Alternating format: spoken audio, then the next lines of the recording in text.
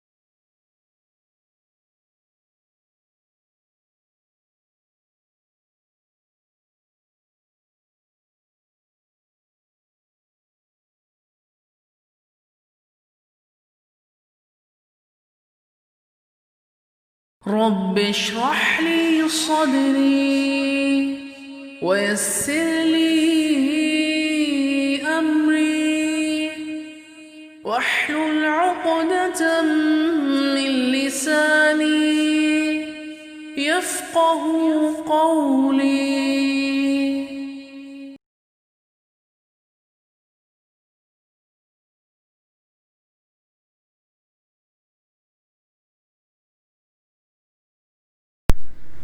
बिस्मिल्लाहिर्रहमानिर्रहीम। अस्सलामुअलैकुम स्टूडेंट्स, मैं आप लोगों की मैथ्स टीचर मिस अर्शी आज आपकी फ़र्स्ट क्लास ले रही हूँ। टॉपिक हमारा जो है वो है सेट्स। इस टॉपिक के अंदर हमें कुछ मखसूस चीज़ें जो है वो पढ़नी हैं जो कि आपके सिलेबस में शामिल हैं। लेकिन इससे पहले कि मैं शुरू करूं, मैं आपको बताना चाहूँगी कि आपको करना क्या है।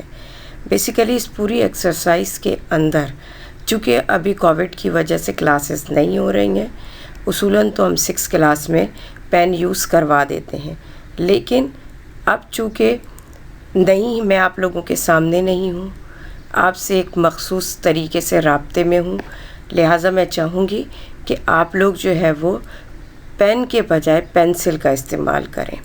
सिर्फ ब्लैक पॉइंटर यूज़ करेंगे आप क्वेश्चन उतारने के लिए, अदरवाइज़ पूरे जो क्वेश्चंस होंगे वो तमाम के तमाम जो हैं वो पेंसिल से किए जाएंगे। सिर्फ ब्लैक पॉइंटर यूज़ किया जाएगा क्वेश्चन उतारने के लिए। फर्स्ट जो आपका पेज होगा उस पे आपका जो है वो हाफ ईयरली या मिड टर्म का टाइटल पेज बनेगा। फिर उसके बाद सेकंड में आपके पास एक और टाइटल पेज बनेगा और उस टाइटल पेज का नाम होगा इंट्रोडक्शन ऑफ सेट। नेक्स्ट उससे नेक्स्ट पेज पर जो है वो आप एक्सरसाइज नंबर डालेंगे 1A, ब्लैक पॉइंटर से डालेंगे, सेंटर में डालेंगे, सबसे पहली लाइन में सीरियल कर लेंगे कॉपी को और फिर बाकायदा तौर पे काम करना शुरू करेंगे। सबसे पहले इंट्रोडक्शन ऑफ सेट में सेट की डेफिनेशन जो आगे आपको जो है वो बताई जाएगी वो लिखेंगे आप पेंसिल के ज़रिए। अब इस चैप्टर के अंदर आपको पढ़ना क्या है, अब आ जाइए कि आपको बाकायदा तौर पर क्या पढ़ाया जाएगा इस चैप्टर के अंदर। पहला जो टॉपिक है आपका the definition of set. Next topic है आपका एलिमेंट और members of set. Third topic है how to represent of set and fourth topic आपका डिफरेंट टाइप्स ऑफ सेट। ये 4 टॉपिक्स आपको जो है वो यहाँ पर इस चैप्टर के अंदर जाएंगे। अब आ जाइए डेफिनेशन ऑफ सेट जो कि बाकायदा तौर पर आप कापी में लिखेंगे।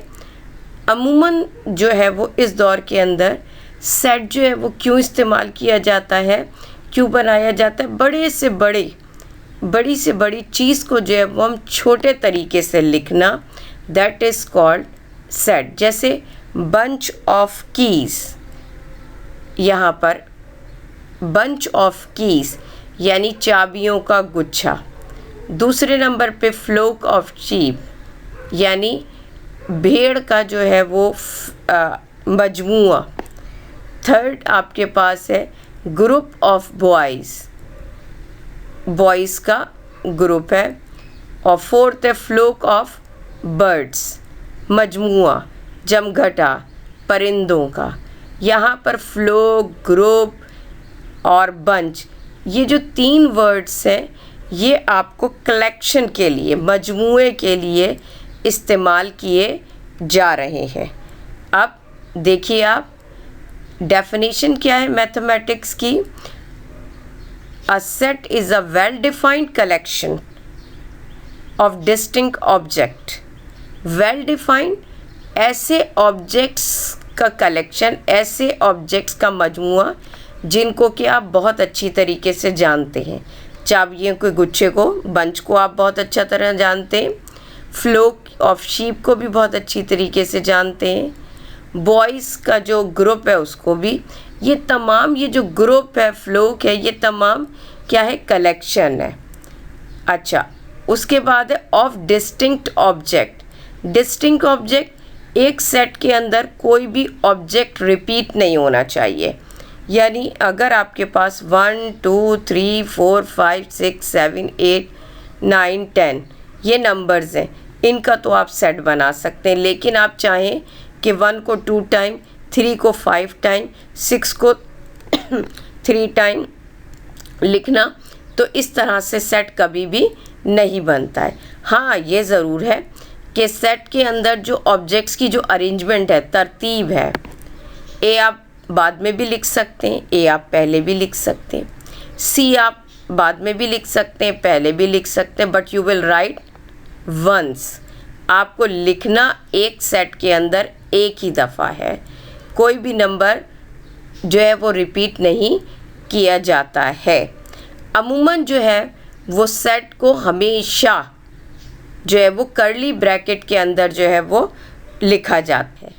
अब नेक्स्ट हमारे पास जो है वो देखिए, इसमें यहाँ पर कह रहे हैं जो डेफिनेशन है, set is a collection of well defined objects and distinct object. Well defined object is one that has a specific property, यानी जिनकी प्रॉपर्टीज़ को आप जानते हो, जिनको आप पहचानते हो, which we can easily identify, जिसको आप आसानी के साथ पहचानते हो, वो चीज़ क्या कहलाएगी आपके पास, वेल डिफाइंड। डिस्टिंक्ट ऑब्जेक्ट क्या होते हैं, वो जो नंबर्स रिपीट नहीं किए जाते वो डिस्टिंक्ट ऑब्जेक्ट्स कहलाते हैं। अब यहाँ एक एग्जाम्पल है, the set of planets in the solar system. अब यहाँ पर ये देखिए, सोलर सिस्टम के अंदर सेट बनाया जा सकता है, बिल्कुल बनाया जा सकता है, क्योंकि प्लैनेट्स के नाम आप अच्छी तरीके से जानते हैं। प्लैनेट्स जो है जैसे Mercury, Venus, Earth, Mars, Jupiter, Saturn, Uranus, Neptune, Pluto, ये तमाम, इसका मतलब है ये वेल डिफाइंड ऑब्जेक्ट्स हैं, ठीक है। उसके बाद आ जाइए the set of vowels of the English alphabets, AEIOU। Class 1 से आप पढ़ रहे हैं ये वॉवल्स को, इनको भी आप जानते हैं, लिहाजा इसका भी जो है वो सेट बनाया जा सकता है।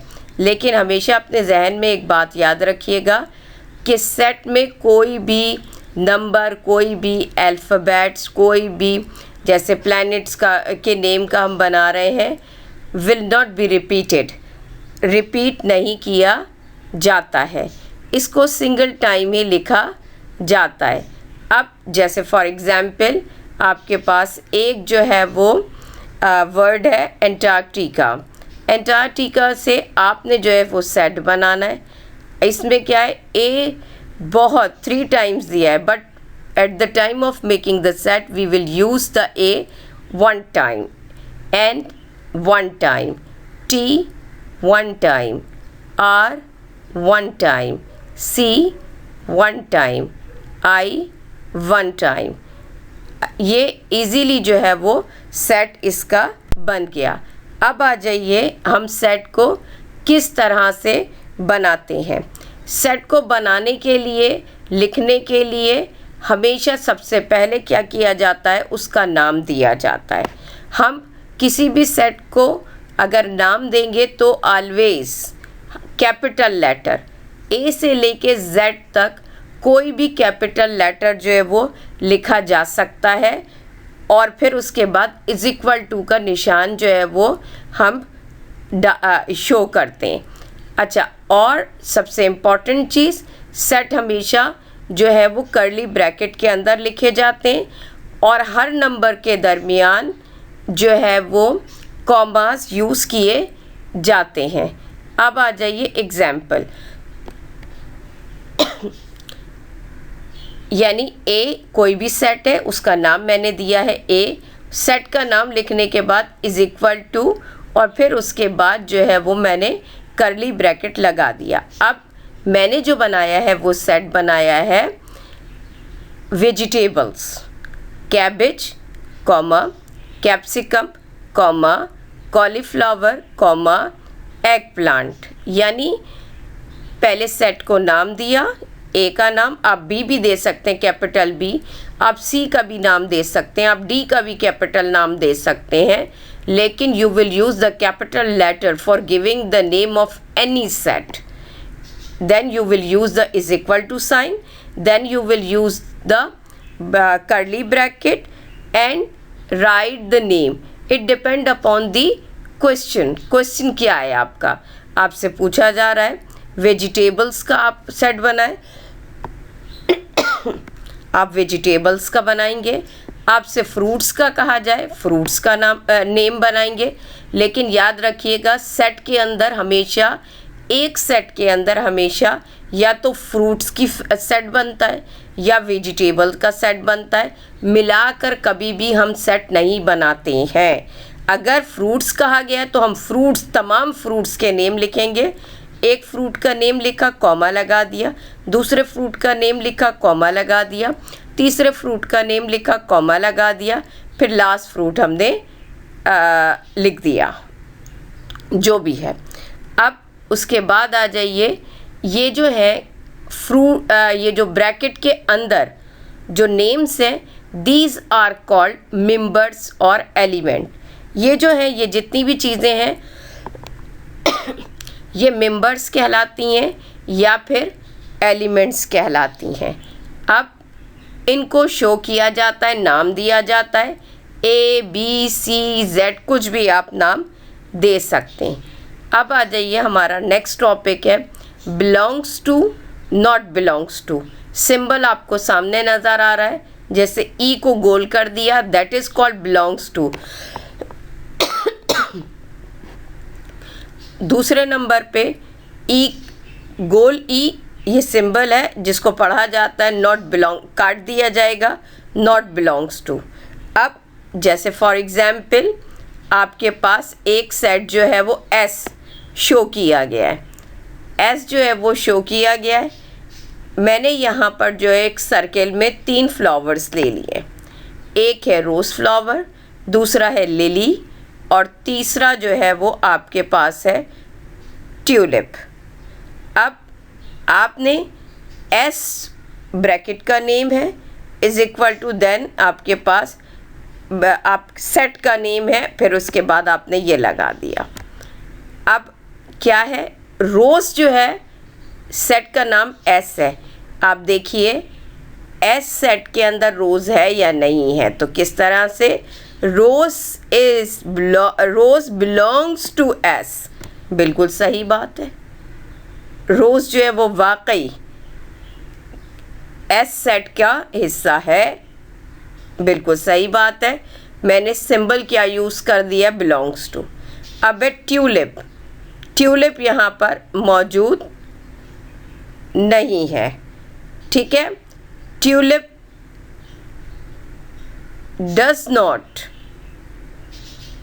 Tulip not belongs to set S, set S का हिस्सा नहीं है।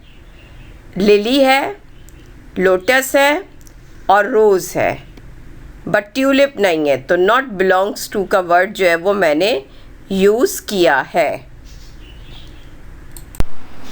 जी, अब आ जाइए आप एक्सरसाइज के ऊपर। यहाँ से हम अपनी एक्सरसाइज शुरू कर रहे हैं, जो बाकायदा तौर पर अब कॉपी में इसका वर्क किया जाएगा। क्वेश्चन नंबर 1 है।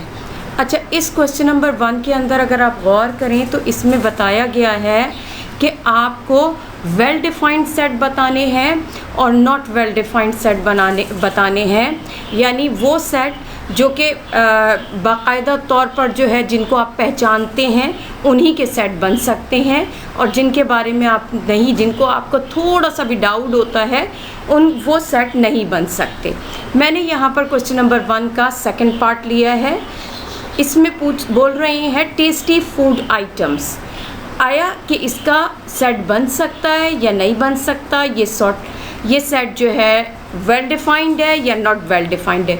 टेस्टी फूड आइटम्स, मुझे तो कोई आइडिया ही नहीं है कितने टेस्टी फूड आइटम्स हैं। पाकिस्तान के अलग होंगे, इंडिया के अलग होंगे, अमेरिका के अलग होंगे, डिफरेंट कंट्रीज़ के डिफरेंट जो हैं वो फूड आइटम्स होंगे। इसलिए मैं थोड़ी सी यहाँ पर कंफ्यूज हूँ, क्योंकि मैं डिस्क्राइब नहीं कर पा रही हूँ कि कितने होते हैं फूड आइटम्स। दैट्स वाई इसको हम किस में शामिल करेंगे, नॉट वेल डिफाइंड के अंदर, क्योंकि इसमें डाउट है। वो तमाम क्वेश्चन जिसके अंदर हल्का सा भी डाउट होगा वो नॉट वेल डिफाइंड सेट्स होंगे। इसके अलावा आप देख लीजिएगा बाकी जितने भी पार्ट्स हैं उनको आप पहले क्वेश्चन जो है वो ब्लैक पॉइंटर से उतारेंगे, क्वेश्चन नंबर 1 लिखेंगे बिल्कुल इसी तरीके से। क्वेश्चन नंबर 1 के बाद सेट का नाम इज़ इक्वल टू, फिर उसके बाद आप लिखेंगे क्वेश्चन, फिर आगे जो है वो पेंसिल ही से वो वेल डिफाइंड, यानी जिसके बारे में आपको कोई हेजिटेशन नहीं हो कि उसको जानने में, पहचानने में, लिहाजा आप उसको वेल डिफाइंड कह देंगे। लेकिन अगर लिटिल बिट थोड़ा सा भी आपको कन्फ्यूजन है कि ये मैं इसमें कुछ भी नहीं जानती हूँ या जानता हूँ, तो आप उसके आगे लिख देंगे नॉट वेल डिफाइंड। अब आ जाइए क्वेश्चन नंबर 2। बहुत छोटी एक्सरसाइज है, इतनी बड़ी एक्सरसाइज नहीं है। इसमें आपको बिलोंग्स टू और नॉट बिलोंग्स टू का इस्तेमाल बताना है। आया कि कौन से जो है वो बिलोंग्स टू हैं और कौन से नॉट बिलोंग्स टू हैं। इसका मैंने क्वेश्चन नंबर 2 का फर्स्ट पार्ट लिया है, टू गैप पी, यानी 2 जो है वो एक सेट है P, उस सेट P के अंदर जो है वो मौजूद है या 2 या नहीं है मौजूद, यानी 2 is a member of set P, 2 is not a member of set P। It means members और एलिमेंट्स हैं सेट P के 1 2 3 4, there are 4 elements of set P and 2 is also in it, और 2 इसके अंदर मौजूद है। इट मीन्स हम ये कह सकते हैं कि 2 is a member of set P, लिहाजा बिलोंग्स टू या is a member of, both are same. तो लिहाजा मैंने यहाँ पर जो है वो साइन या सिंबल यूज़ कर दिया, बिलोंग्स टू। अब आ जाइए next question, question number 3, list the elements of the following sets, also names the. अब आपने इस क्वेश्चन के अंदर जो है वो सेट्स बनाने हैं। सेट बन सकते हैं या नहीं बन सकते हैं, ये आपको बताना पड़ेगा। मैंने क्या किया है, क्वेश्चन नंबर 2 का फर्स्ट एक जो है वो आपको यहाँ पर दी, और एक और चीज़ कि इसमें आपको जो भी सेट बनाए उस सेट का नाम भी देना है। और ये मैं आपको शुरू से बताती चली आ रही हूँ कि सेट बनाने के लिए पहले सेट का नाम दिया जाएगा, capital letter is equal to लगाया जाएगा, फिर कर्ली ब्रैकेट, फिर उसके एलिमेंट्स लिखे जाएंगे। अब यहाँ है काउंटिंग नंबर लेस देन 10, यानी 10 से छोटे। मैंने 10 से छोटा 1 less than 10, 2 is also less than 10, 10, 3 is also less than 10, 4, 5, 6, 7, 8, 9। ये 9 नंबर्स थे जो लेस देन 10 थे, मैंने इसको ब्रैकेट में कर दिया। और हर एलिमेंट 1, 2, 3, 4, 5 ये दीज आर कॉल्ड एलिमेंट्स। हर एलिमेंट को दूसरे एलिमेंट के ज़रिए जो है अलहदा किया है मैंने थ्रू द कॉमा के ज़रिए। तो इसको इस तरह से मैंने आराम से जो है वो सेट बना लिया। अब आ जाइए नेक्स्ट क्वेश्चन है कि state which of the following form set के एक सेंटेंस दिया है और उसमें बताया गया है कि इसका आप सेट बना सकते हैं, तो यस में जवाब दीजिए, और अगर नहीं बना सकते हैं तो नो में जवाब दीजिए। लिहाजा मैंने क्या किया, strong people in a town. यकीन करें मुझे नहीं पता मेरे टाउन के अंदर कितने स्ट्रॉन्ग पीपल हैं। आई हैव अ डाउट, मुझे डाउट है, दैट्स वाई मेरा आंसर क्या होगा इसमें, नो। अगर आप लोगों को भी इसके जो रिमेनिंग पार्ट आप करेंगे, अगर उसमें मामूली सा भी डाउट है, you will write in front of the question no, and you have no doubt, then you will write in front of the question say yes. I hope ये छोटी सी एक्सरसाइज आपको जो है वो आसानी से समझ में आ चुकी होगी। अब इंशाअल्लाह ताला नेक्स्ट एक्सरसाइज के लिए हम दोबारा वीडियो के ज़रिए जो है वो आपसे रब्ता रखेंगे इंशाअल्लाह ताला।